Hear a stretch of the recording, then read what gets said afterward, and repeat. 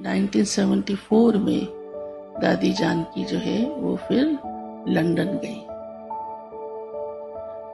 English का एक अक्षर नहीं आता था, तो दादी जानकी ने ये नहीं कहा कि मैं कैसे करूंगी, मैं नहीं जाती हूँ। उस समय पूना की सेवा भी बहुत बढ़ गई थी, मैं ये सेवा कैसे छोड़ूं।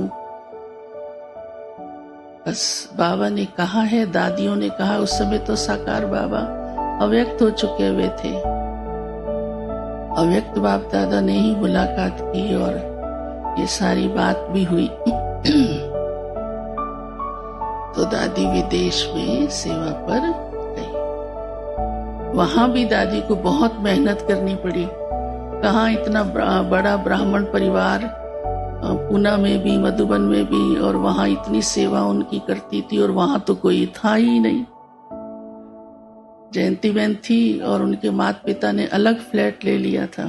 तो दादी जानकी सुनाती, मैंने उस घड़ी इतना अंदर पक्का कर लिया कि मैं भले इंग्लिश में भाषण नहीं करूंगी, लेकिन मैं अपने वाइब्रेशन की सेवा करूंगी।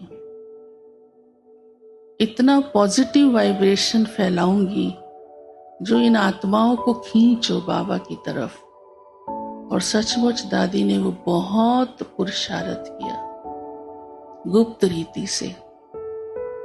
काश जयंती बहन, सुदेश बहन, अंग्रेज लोग आते थे, उनको कोर्स कराती थी, तो मैं बैठ करके योग करती थी, जो मैं उनको दूर से थोड़ा ऐसे लगे कि इनके सामने हूँ।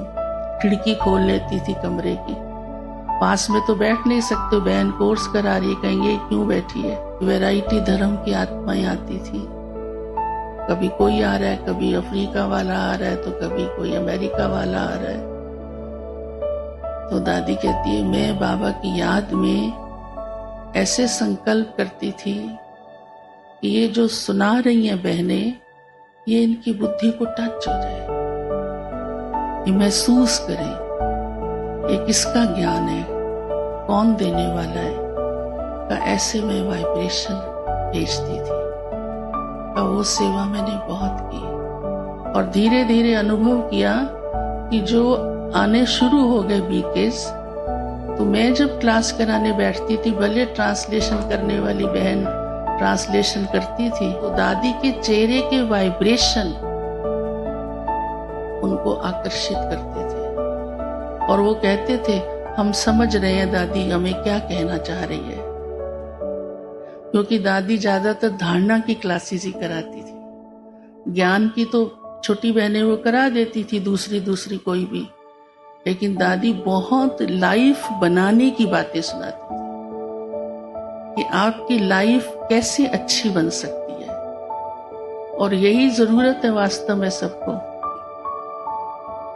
तो उनको धीरे धीरे समझ में आने लगा कि जीवन की धारणा क्या होनी चाहिए, जीवन का लक्ष्य क्या होना चाहिए। और इतना दादी कहती है कि मैंने हर एक को इस दृष्टि से देखा, ये हिंदू है, मुसलमान है, ये क्रिश्चियन है, ये पारसी है, बिल्कुल भी नहीं। मैंने पक्का किया ये बिंदी है, ये बिंदी है, ये बिंदी है। उनके दैहिक किसी भी, ना धर्म को, ना जाति को, ना भाषा को, ना रंग को मैंने ध्यान नहीं दिया। और उसी दादी के पुरुषार्थ की कमाल अंग्रेजों पर छाप पड़ गई। दादी भारत में भी कई जगह जब आती थी, लौट के भाषण करने जाती थी, तो दादी कहती थी, सबके खून का रंग कौन सा है?